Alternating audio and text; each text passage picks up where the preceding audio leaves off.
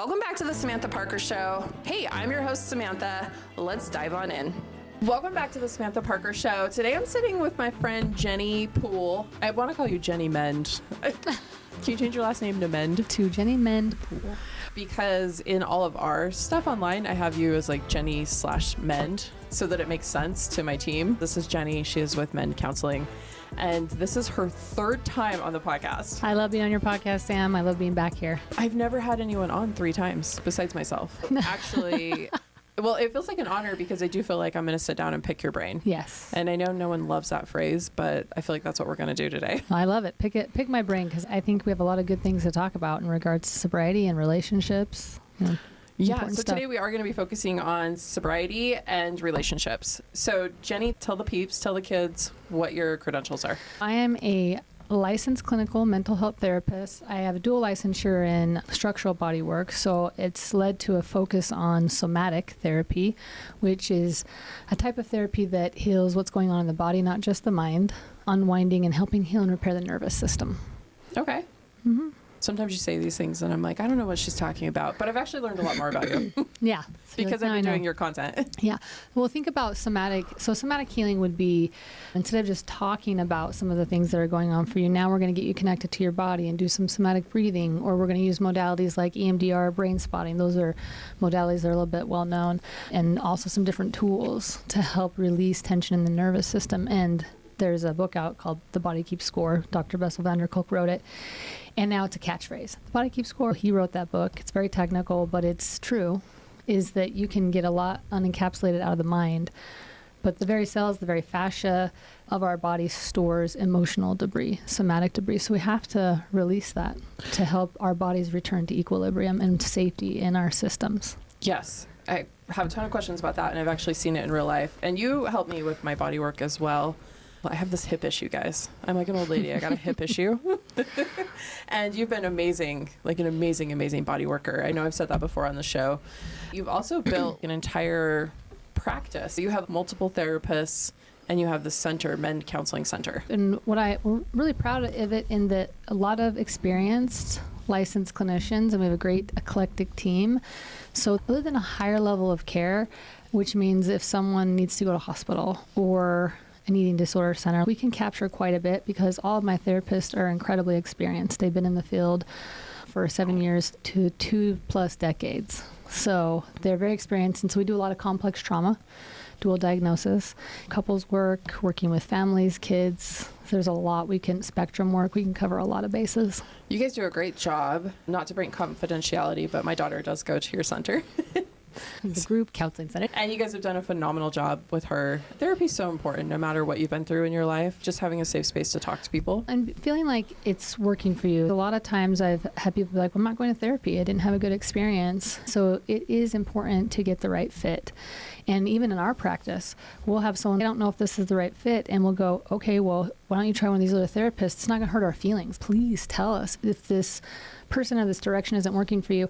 And if it's not us, I know a lot of therapists in town. Let me refer you out. There's enough room in the sun for everyone. And so those collaborative efforts and being able to share and be like, hey, go try this person and find those safe spaces. We need safe spaces.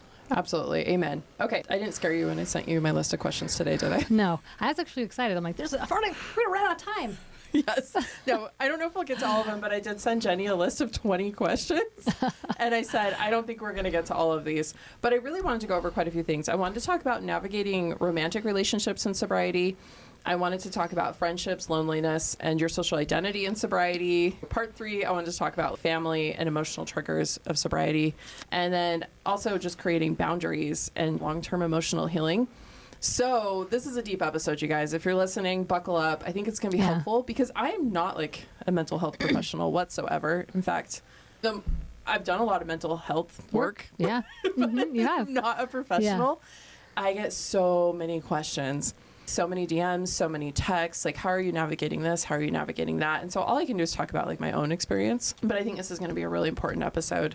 We need to pin it somewhere so people can come back to it. And I know I'll keep referring people over to it. Yeah. Okay, so let's dive in. Ready for question number 1? Question number 1, bring it on. I don't think I've ever done this where I just shoot questions at people. Usually it's an open conversation. We're going to be more structured today. Do we like that? It's okay. It helps shape the conversation. Okay, this is a sidebar though. I really want to ride in your Bronco.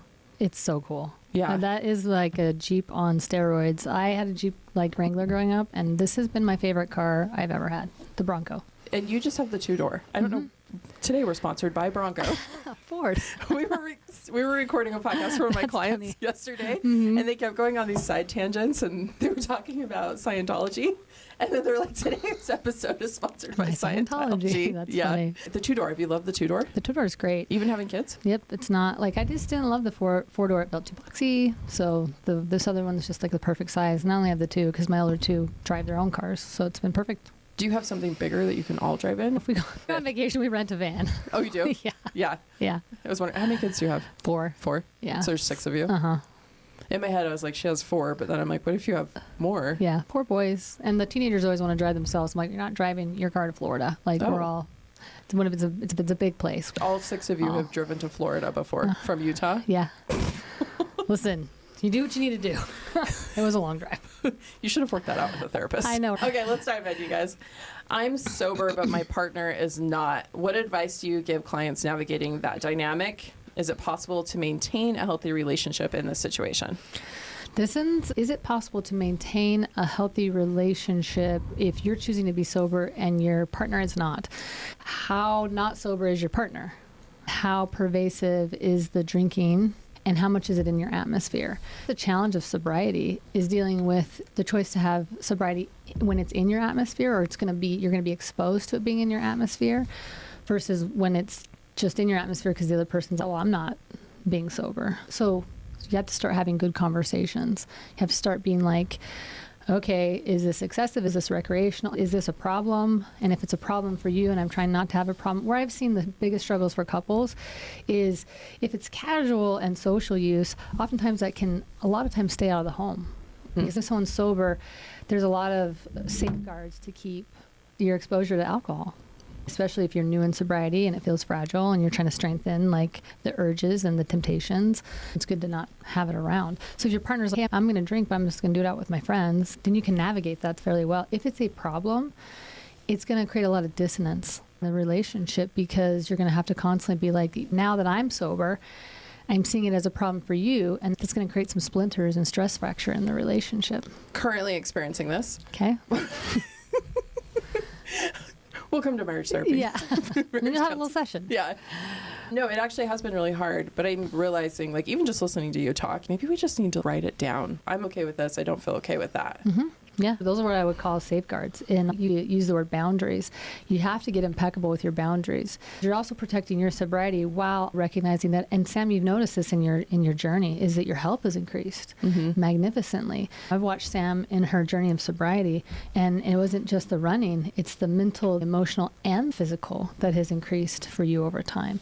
And so inevitably those spaces, if someone really isn't working on some of those things themselves, it inevitably creates dissonance even separate from the substance.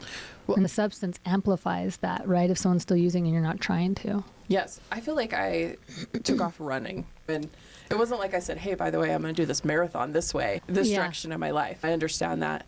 But sometimes it almost feels like I took off running and then I'm like, hey, aren't you coming? Yeah. But that's a weird expectation of me to have. I'm like, hey, buddy, I moved 2 states over. Where are you? Are you coming? Yeah. I didn't know we were moving. But I don't know if I want to. Yeah. And inevitably, then it can eventually pushes you to make some decisions about the relationship and how to work on it, right? And what it means to stay in a healthy relationship amidst the growth that starts happening for the person and what feels like growth or not. Well, then how are you growing? Because ultimately, again, separate from a substance, in relationships, you're growing together, you're stagnating, your neutral space together, you're stagnating together.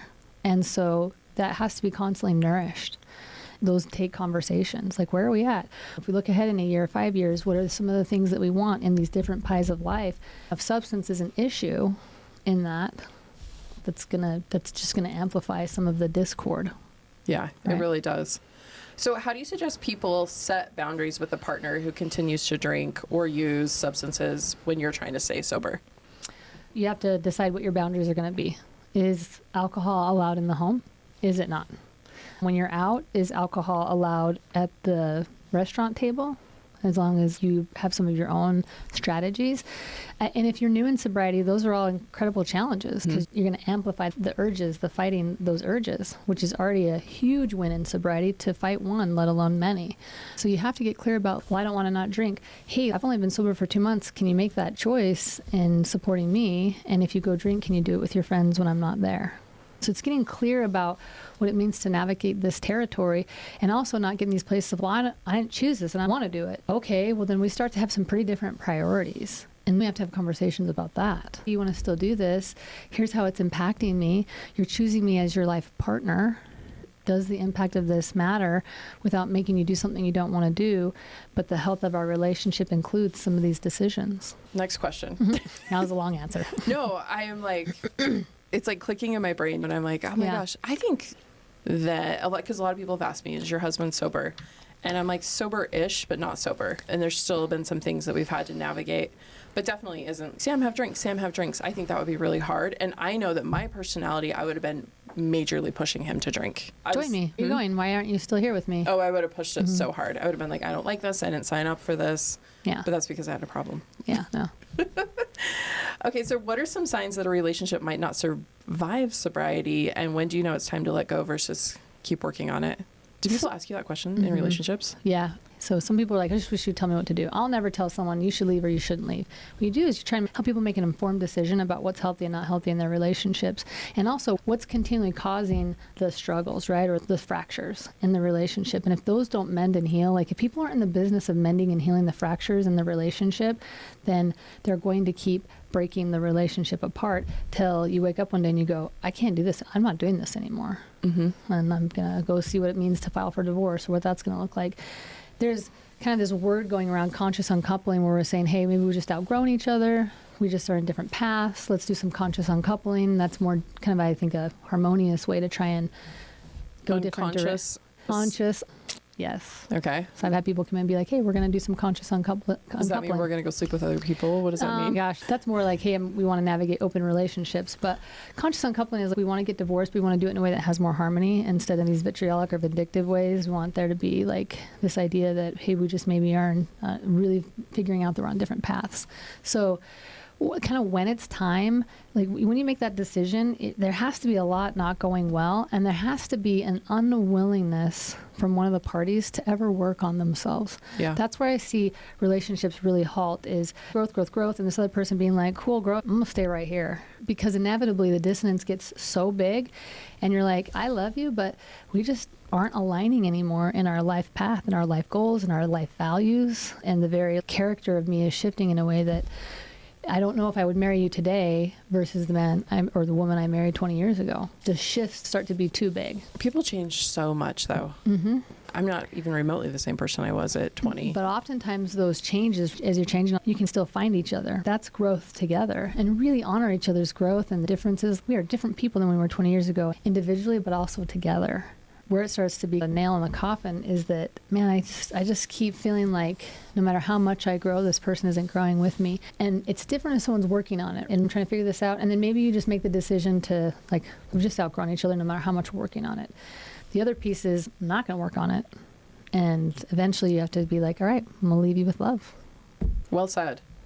How do you handle the guilt or shame that comes up when your healing journey starts to create distance in your relationship? Tell me about how that's felt with you. Because guilt and shame, guilt is like, I've done something wrong. The mechanism of guilt helps us be like, I don't really like what I did there and I probably should have done something different. I'll go repair that, right? So oftentimes guilt and shame, when it's not helping us create better alignment in ourselves, it becomes a not as functional emotion, right? It becomes kind of more toxic to us. We're not using guilt to motivate us to do something better. Yes. So in that situation, it's like, you didn't do anything wrong, you just chose to be sober. Yeah. So what are you guilty about? Guilt and shame has been my personal backpack of shit that I like to carry around. So when I was drinking, I would feel so guilty that I drank. And then I could carry that around for a few days. Oh, I was such a horrible person. And then I would just repeat the cycle. But once I got pretty far down my sober road, I'm like, I actually don't feel guilty about a lot of things. Obviously, if I accidentally did something to you and you were like, hey, that really hurt my feelings, I would feel bad about it. Yeah, or even if I intentionally did and I didn't mean, you know what I'm saying? That's how guilt works, right? Yeah. Or I accidentally, I don't know, ran over poor Cindy on my, you know, she's gone now. Yeah. I would feel pretty guilty about that. It's actually changed my perspective on life. I would feel guilty if we didn't have the finances that we wanted, or our finances weren't looking. I'd be like, oh, that's my fault. I've done this to us. So I was carrying it around in a lot of areas of our relationship, and I've actually just put it down. I was like, wait, we're both in this together. Good. It's changed a lot, to be honest. If someone came to me and was like, I feel so guilty for getting sober and just leaving this person behind, that is a misalignment of that emotion. I would help them drill down to what are you really trying to understand is that the better sentence is, I'm worried that I'm outgrowing this person and that I'm going to have to make some decisions about that. And I feel guilty about the space that's putting me in. You get really more clear about your emotional atmosphere. We met on my 22nd birthday, and I was super drunk in a bar. And he claims that we met many times before. I could not remember. I don't remember those times. So I always kind of go back to that. I'm like, well, that's how we met. And then one of us got off the boat and the other one didn't. And I don't know if I felt guilty about that, but I've just had that realization. I would say it's more patience. I got off the boat and it wasn't a mutual agreement, but I think that's okay. It was time for me to get off that boat. Yeah. And that's where the rubber hits the road. It's not just love that sustains relationships. You can really love someone and be like, hey, this is no longer good for me. This relationship is no longer good for me, even though I love you and we spent all this time. And that's where you have to get really clear about what's working, what's not working, and what it means to be on separate boats in some ways. Can those boats float together parallel? Or are they really going different directions? Yeah. And even if they're just going different directions a degree at a time, they're going to eventually be really far away from each other. I like the way, yeah, good job. That was I'm all watching it in my head. I'm like, yeah, we can still tether together. No, yeah. I actually think we're doing really good. Honestly, though, I've always said when people are like, marriage is hard and you have to work on it, I'm like, that's a weird statement. But I would say since getting sober, I'm like, oh, we do have to sit down and work on this. Yeah. But I also think that's cool. Yeah. Absolutely. Yeah. That's the beauty of the challenge. I've been really impressed with our growth. Yeah. Even if it's been messy. It's always messy. Meeting each other and finding each other through the mess. It's when people don't find each other through the mess that the deeper splinters start to happen.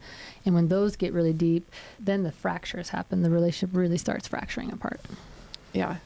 I like how you're explaining that. It feels like logs, and eventually you can't hold that together anymore. It's been chopped to pieces. Yep. Okay, this is my last question about this kind of relationship. How can sobriety change intimacy, and what should couples be aware of as their emotional dynamic shifts, particularly in intimacy? This is interesting because a lot of people will drink alcohol and enjoy the softening of the filter, the inhibition. Everyone's experiences under the influence of alcohol can be different with intimacy. You have to start being more attuned and aware of what's working for you, what's not. If you're using alcohol to have some of this uninhibited intimacy and all of a sudden you don't have that on board anymore, you have to start getting clear about what it means for you to enjoy intimacy without the effects of alcohol. And or now I have to pay attention to having intimacy because I used to get snowed by the alcohol and I wouldn't have to really do much with it. There's both sides of that. I feel like this is the most vulnerable I've been on a podcast. These are vulnerable questions. I know. I was looking at him and I'm like, oh, I'm just going to talk about this today. It's been so hard. Yeah. I feel like you're smothering me. Why are you touching me? Yeah. It's been like night and day. And then you have to get clear about what it means for you to enjoy the intimacy, especially not being blunted.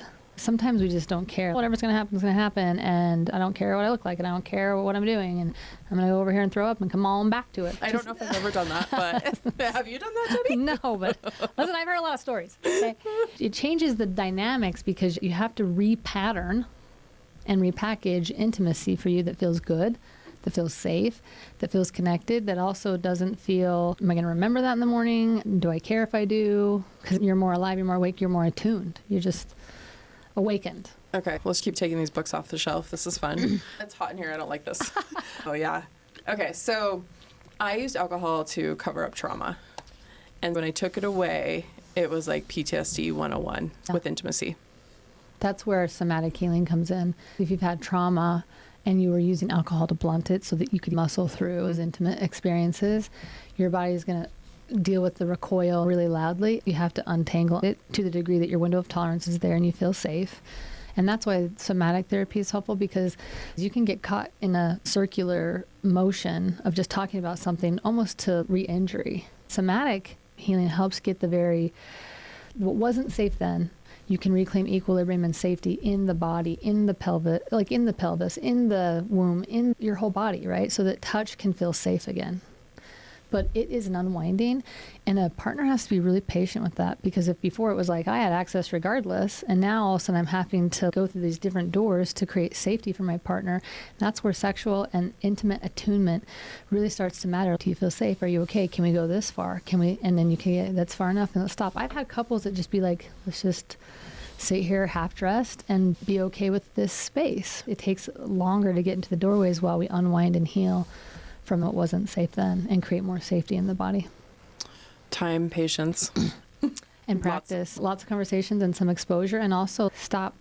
We've hit my threshold. We've hit my window of tolerance. Managing frustrated expectations from another partner that may have otherwise more quickly had access intimately to say, hey, I care most about your safety and reclaiming safety. The rest of that stuff will come later. So when it's stopped, it's okay, I'll just go take care of myself in the bathroom. We're good. You stay safe, right? It's creating safe, creative ways to make sure that your partner is able to reclaim that safety and that you're going at a pace they can, and managing any kind of frustrated expectations that may come up. Yeah. That's attunement and care, though, for a partner. And that's love. Is I'm going to sacrifice some of what I want right now if she is able to reclaim safety, so that the future of these experiences are incredible because we traversed all of this. And that's serious love. Yes. And that's what you're in a relationship for, is to walk through it with each other. Yes. You're really good at what you do. Thank you. Okay, let's move on to friends. You ready for my friendship questions? Yes. Friendships, loneliness, and social identity. One of the hardest parts of sobriety for many people is losing friendships. Why does this happen so often? Well, because now the common denominator isn't the partying or the good time or the laughter. Jay Shetty wrote, he had a podcast, he said the lowest form of connection and communication or connection could be watching TV together. If that's what you're doing as a couple, then you got to get some better things, because that's like the lowest form of connection. So when you look at friendships and the effort it takes to maintain connections and relationships, drinking and taking another shot and laughing and having fun, that's kind of like tier one. It's easy to sustain because the alcohol is doing a lot of the heavy lifting. You guys can talk here and there, but really it's give me the next shot and oh my God, you're so wasted or whatever. So no one's going, hey, tell me about your future passions and tell me more about this podcast that you're doing.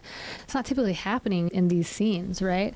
I'm not saying that people can't sit down with a glass of wine and sometimes sit there and just have the circle of laughter and some there's more casual settings, but ultimately if you start getting sober and you're not as fun anymore, it changes the landscape of relationship. In recovery, there's such a push to, if you're in recovery, you need community. Community helps heal addictions because it's hard to feel alone. We're beings wired for connection. It's innate in our biology. And so when we don't have connections, and people, and that's different than being like, well, I can go to this movie alone. We're not meant to just be alone and isolated. And so when we make those decisions and we change, and then all of a sudden the landscape of our friendships change, we start to be like, okay, well, where are my new people? Because I need some connections and I want some like minds and I want to have deeper conversations. I want to have maybe some deeper experiences, or I want to learn how to fun a different way. Like the friend that would never go hiking with you and all they want to do is do shots with you, and you try and take them on hikes. I hate this. And you're like, I need to get some hiking friends, right? Yes. I think a lot of things go back to time and grace. Just give it time and give yourself some grace. It's definitely been painful for me to navigate. I don't want to call it low-hanging fruit because I don't think drinking and social, like sometimes going out for drinks with the girl, all that stuff it's not always we go out to dinner and you have a drink. You're not low-hanging fruit, Jenny. I think there can be some social atmospheres built around sometimes going out with the girls and getting drinks when you're really trying to be sober and it's been a pervasive problem that's created kind of a wrecking ball in your life. Yeah. You start to reorient that. You oftentimes have to change your friend groups because they are not stopping doing that. And they also, the connection wasn't built on something deep. Yeah. And so the more surface type connections sometimes just fade away. What I've had a hard time with is I really tried. I can't believe I'm sharing all this. I'm like, wow, okay. You're like, we'll make some cuts in this podcast. No, I think we should just do it. I really wanted to put it out there, and I just want people to know they're not alone in these things they go through. You guys keep DMing me, keep sending me your messages. They're great questions. Keep your comments, yeah, because I'm going through it too, and I'm like, hopefully want you to see that you're not the only person going through it. They're pervasive issues. Yeah. These come up time and time again. What I've had a hard time with is I really put on this face of, oh no, I'm still fine. Like, I'm fun, I'm just not drinking. I can still hang with everyone. And I did that for the first year. And then now, what am I like? Well, 15 months sober. So is that a year and 3 months? Yeah. Okay. Well, 12 plus 3. If I can do math. Yeah. So 15 months sober, and I just realized I don't want to push through anymore. I don't want that. And so recently, like, I spoke up and I was like, hey, that's going to be too much for me. Can we stick with our original plan instead of going here without going into detail? And it was like, no, we're going to do it anyways. Yeah. And I was like, oh. And what I'm realizing is I don't want these half friendships where it's okay if I can still hang, they still love me. But I'm like, do you love me if we step out of that? Yeah, that's a growth moment, right? Those are the growth moments where you're going, I'm starting to care more about the qualitative nature of my relationship, the quantitative nature of it. And I don't mean quantitative as like 100 friends, because even quantitative experiences can lack depth, whereas the qualitative nature of an experience and also the flexibility, the reciprocity is huge. You start to care more about reciprocity. And if you've taught people that you're fluid and you just kind of go with the flow, and all of a sudden you start to have more boundaries and, hey, it's not working for me, and then all of a sudden you're met with like, why are you being such a jerk? Or you're going, that's just not working for me, versus, okay, catch you later. Miss you this time. When can you come again? You look for people that can hang with the reciprocity you need, and also the flexibility to say, another day. I'm not going to get mad about it. I don't have to get my feelings hurt. And if time goes by and a friend's missing you, they say, hey, I miss you. When can we spend time? It's been a while. Versus, you're the worst. You never hang out with me anymore. And it gets all reactive. I think for me, it's just, oh, we'll do something again later. But it hurt my feelings. But anytime I'm like, oh, my feelings are hurt or I'm triggered, I'm like, oh, why is that? But if you already feel like you're in a deficit, like you're losing friends, it's harder to maintain friends. When we start noticing deficits in our life, those deficits start to matter. It's okay, what do I do with this deficit? If that deficit grows, and then let's say you have 10 friends and 5, and all of a sudden you have 1, and then the one friend isn't even staying consistent, you're going, I don't have anyone. And it starts to feel, I don't want to say scary, but that stresses our nervous system, because again, we're beings wired for connection, and while we sometimes have our family systems, our kids, our spouses, if we do, those community pieces matter. If we feel like they start to get fragile or less and less, that loneliness starts to creep in, and it doesn't feel good. It can feel like at times I'm on Loner Island. I'm out to sea. You're kind of like, where are my people? But sometimes I think we get so focused on, oh, that one incident didn't work out the way I wanted it to, but there's this whole mountain right here that is working. There's this whole mound of amazing stuff that is working. You'll find too that sometimes people are, and this is normal for humans, they're focused on what they've lost, and they stay focused on what they're losing, and they're missing what's right in front of them. Mm-hmm. So a friendship that they're losing, they're missing the friend that's, I can do reciprocity. Mm-hmm. And I've been waiting to hang out with you more. Ask me. Pick me. Yeah. Are we getting getting jackets? Needed a friend? We need to get some jackets, Sam. Yes. And those are the times where as you change your alignment and your frequency and your vibe, essentially, right, or the way that you're choosing to live your life, then you make room as you let go of what is no longer serving your highest good. You make room for those that align with your highest good, and they inevitably show up. One day, my best friend will show up. Nobody ever checks on me. Nobody cares about me. You got to check. Ironically, the atmosphere for meeting people that connect to your most highest good and connect to the frequency that you're radiating at, they come into your lives. If we stop over-focusing on what we lost, we can get stuck in that. Sometimes it's not even a loss, it's just a pause for a second. Let me pause on that and let's circle back around. I think the most generous thing we can do in our friendships doesn't mean you don't navigate disappointment, but there's so many times where I'll have friends that change plans and I haven't seen them for a while, and I find myself disappointed on it, but I go, hey, let me know when it does work. It's just the flexibility, and the day that I see you is a good day. So just let me know when that can happen. It's just this beautiful space of, you matter to me, making memories matter, and connection matters. So when and where we can do it amidst our sometimes busy lives, like, I'll take you up on it, right? Yeah. Let's do it. Versus, it's another thing you canceled. I guess that means that you don't like me that much anymore. We make some of these stories up. And if we think that, okay, we live in a ghosting culture and it bugs me.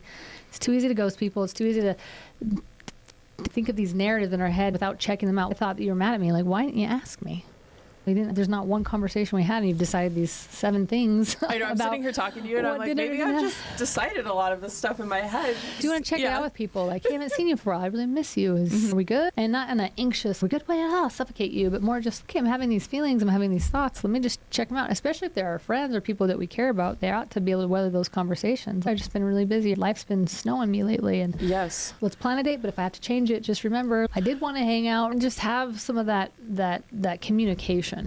I did get written out of my friend military mom group. We would all go to dinner and stuff together, and I couldn't make it. What happened is I forgot, but what had happened was I had a therapist who put me on some like crazy high antidepressants because my husband had deployed and I'd had a baby. And I was saying, I need help. And he's like, take these. And then he was like, let's take more of them. It was crazy. Yeah, Jenny. I bet. So, and then I go in and I'm like, hey, I don't really feel like I should be taking these. This is like a year later. And he goes, well, just stop taking them. Cold turkey. Okay. I was on something major too, you Yeah. guys. That I had no Yeah. business being on. I'd asked for Lexapro. Wow.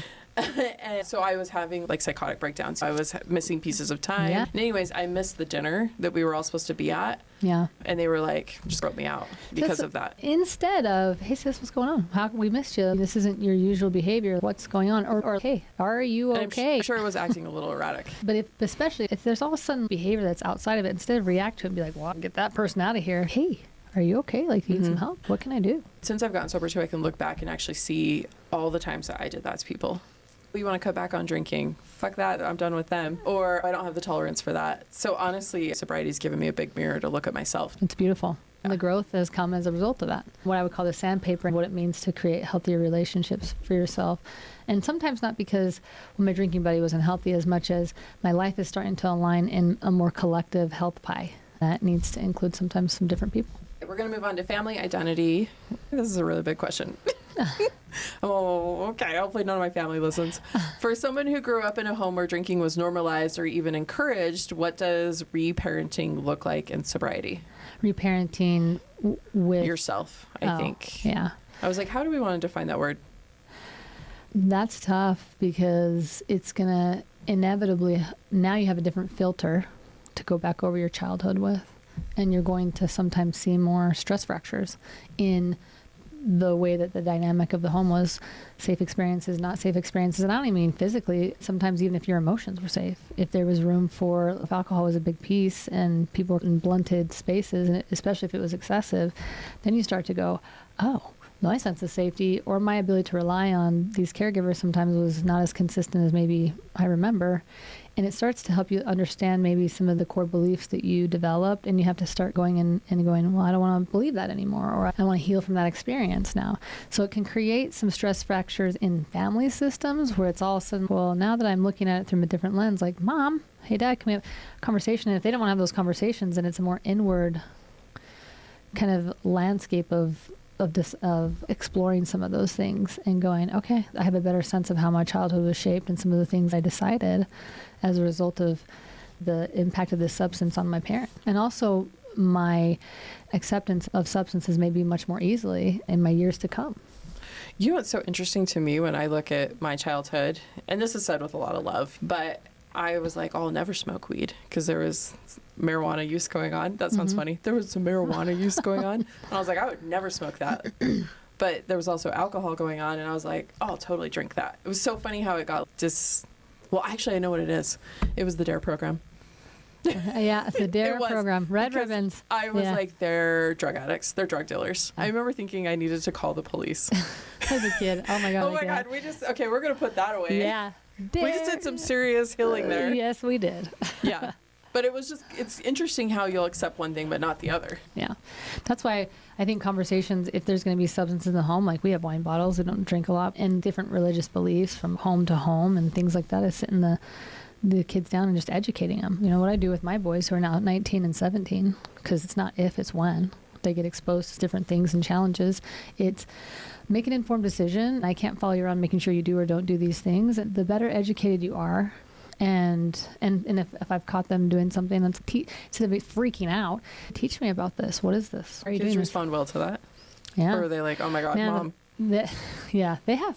Because I made it really safe to have those conversations. I may disagree with something they're doing. I don't think it's great for developing brains to have a lot of exposure to substances, right? 'Cause they're still trying to really cement and format.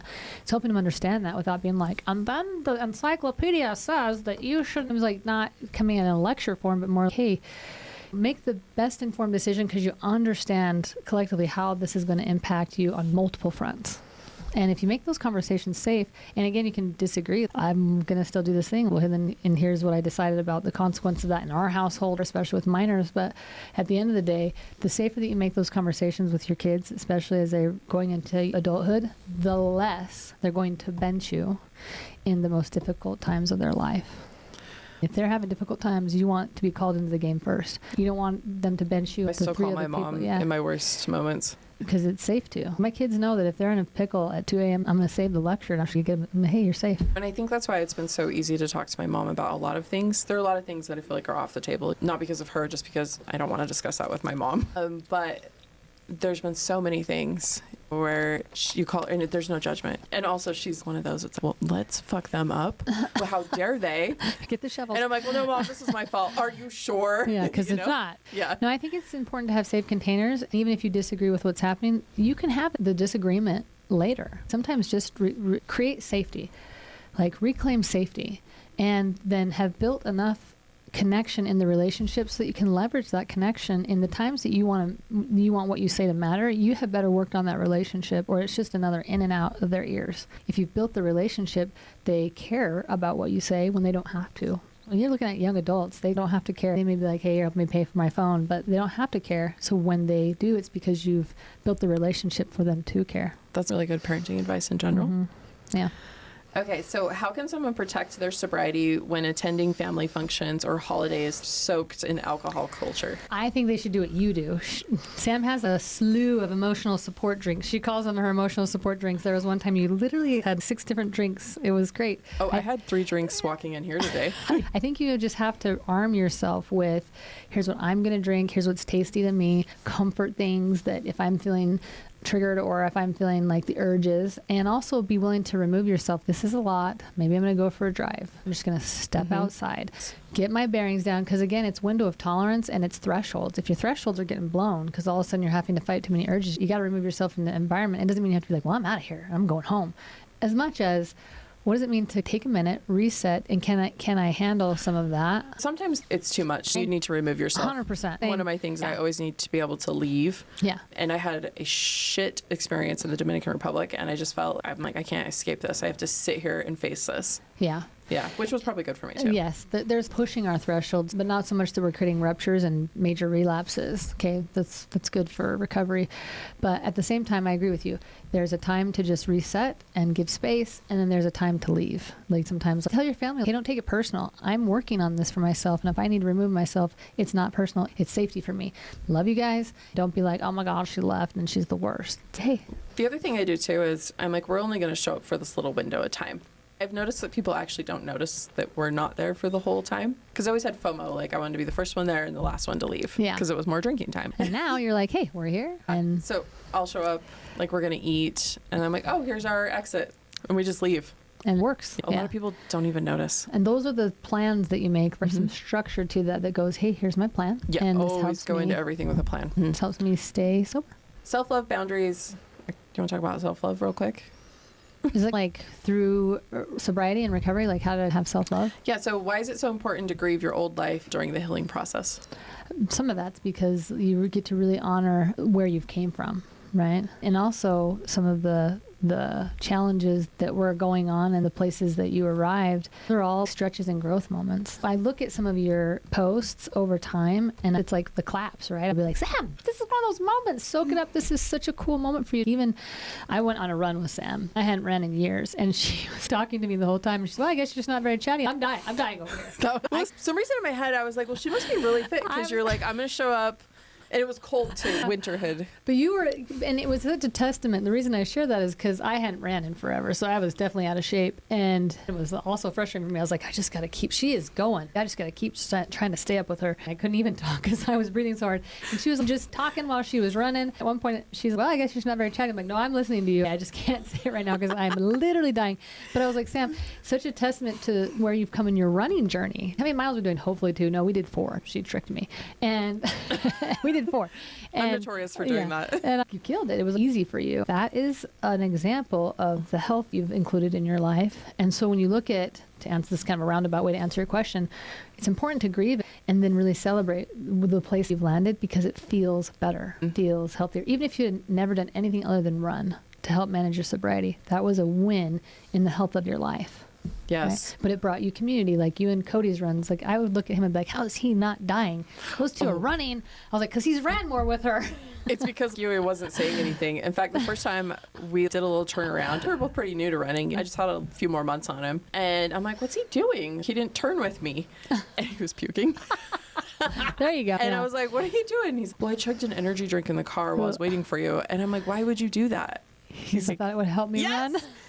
No, so those are the things, and you'll see these kind of, it's almost like a cliche saying, but I think it's true. It's like, hey, honoring every chapter of our lives helped get us to where we are now. And if we really are loving where we are now and feel like we're healthier than we've ever been, then all those moments were a part of that.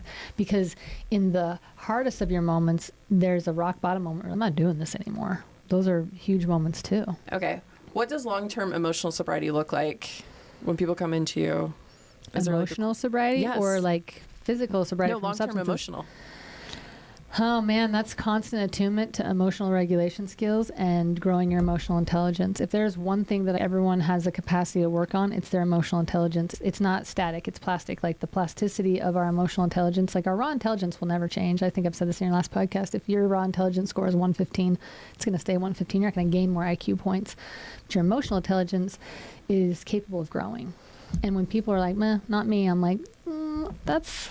You owe it to yourself to keep growing your emotional skills. If you want emotional sobriety and temperance for all of the emotional storms that come our way, and react less. And it doesn't mean we're not feeling, but we're learning how to hold the emotional storms and regulate with our skills, and then be thoughtful about the way we want to respond. And that's emotional intelligence. And the more we gain that, the more we can really sit on tough emotional moments with a lot of wisdom and a lot of clarity about what we're feeling and why we're feeling. So many people just ride the storm of emotion. They just ride the storm of reaction. Like, I feel this way and I'm going to react. Versus really drilling down and be like, well, why am I reacting that way? And why did that bug me? And what's going on with me right now? And here's how I want to respond. Well, if I give myself 3 to 5 more seconds, I'm going to have a better response than a reactive response. It's all attunement and a willingness to learn those skills. And that's what sobriety is to me, because that's everything I've learned in the steps. To like stop. You can even do mini inventories. How am I feeling? A lot of times the root of it is fear. You can get to the root of it instead of drinking over it. Totally. And then your relationship with a substance can, like people do choose to have a drink or whatever, is more thoughtful, right? You're not using to blunt, you're not using to numb, you're not using to escape. But also, a lot of people, when I've seen this with a lot of celebrities lately, they've been like, hey, I'm not drinking alcohol anymore, and it's been that way for a while. And on the other end of that, they're like, man, I was using alcohol for a lot of heavy lifting and a lot of things going on in my life to deal with stress, to deal with my relationships. Now they've created this incredible attunement, and this isn't just them, but people. Okay, real quick though, have you seen Brad Pitt? He's popped back up sober. I listened to something from Tom Holland, whose was great. Tom Holland's been sober for a hot minute, not too long, but Brad Pitt has just reappeared. He kind of disappeared, had the divorce. There was all that nasty stuff going around. He definitely looked like shit. And I don't know him personally, but the public view, I was like, oh man, he's got something going on. He's popped back up recently, and he's sober, night and day. Totally different person. And he's very openly talking about it. You start to really wear your health. And health, by the way, that broad term, it's mental, it's physical, it's emotional. When you have collective health, you are vibrant. Right? Even this is even just side note, like even your skin, your hair, everything just starts to change. And when you start to feel healthy, you go, I want to keep feeling this way.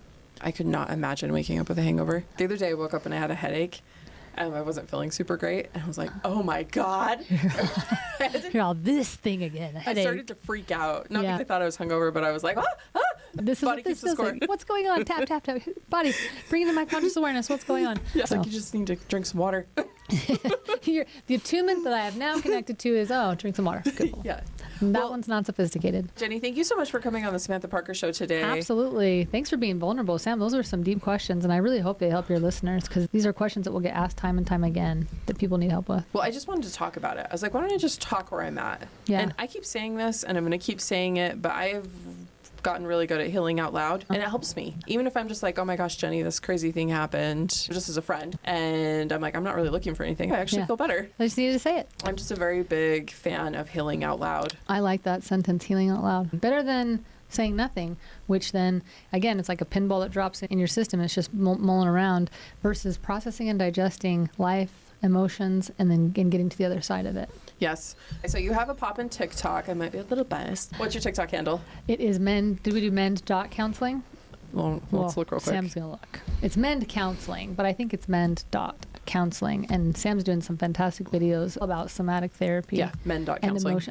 And emotional regulation, and some really cool strategies and techniques for healing and repairing the nervous system. You've gained like 2,000 followers in the last few days. I know. A lot Holy of them shiz. are moms. Mom, follow party. I'm serious. That's those. If I hear that one more time. I'm just kidding. They're great. You got to hold down on the video and then hit not interested. I do the mom follow parties because they're really supportive. This platform, amidst any of the others right now that I've been on, has been really interesting from a psychological point of view. Is it's a fast platform, and when there's support, it's like massive support. Hey girlies, add me and I want to follow you, I want to support you. It can be a terrible place. People can be really mean, but man, there's some supportive people on it. People are so worried about that. They're like, oh, I don't want to get on TikTok. People are clinging to Instagram. It's a Titanic. And I'm like, you guys, Instagram is going down. We're going to stay on board, but I just want you to know it's not going to. Other places. You might not make it to the life raft. I really like it. It's been really fun. There are so many other platforms doing amazing things, and I don't know why we're so clinging for dear life to Instagram. This is a good metaphor. Sometimes it's what was versus what can be. YouTube is at the top of the food chain for sure. I need to get that going. We're going to get you. Tune in. I've got some cool stuff coming. You do some really great videos on TikTok. She's talking about a subject and she's giving really good tips. So you guys will want to check it out. Mend.counseling on TikTok. You're on Instagram, Mend Facebook, Counseling. yeah. And then, of course, online, your website. Yep. If you're in Southern Utah, you can go see them in person. We have an incredible team. I've got 11 other therapists, and they're all doing such great work. I love the team that we've built there. If you're not, though, just go give her a follow on TikTok, and you'll get a lot of value there, too. Well, and if you give me your zip code, I can also help you find somatic therapists if you're out of state. Do you answer all your DMs? Yes, I do it in your comments. Yeah. You do a really great job. That is one thing I've made a promise with God that I will answer anyone who reaches out for help. Yeah, that's cool. I feel like you're doing that. I do. Some people are like, I'm surprised you respond. I'm like, oh, I don't know why I wouldn't. I want to help you. And a lot of times my help is just find an AA meeting near you. And they're like, well, and I'm like, no, find an AA. Yeah. Start with one step. But I will listen to you. So please reach out, you guys. Reach out to Jenny. And thank you so much for being with us today. Thanks for having me, Sam. I love being here.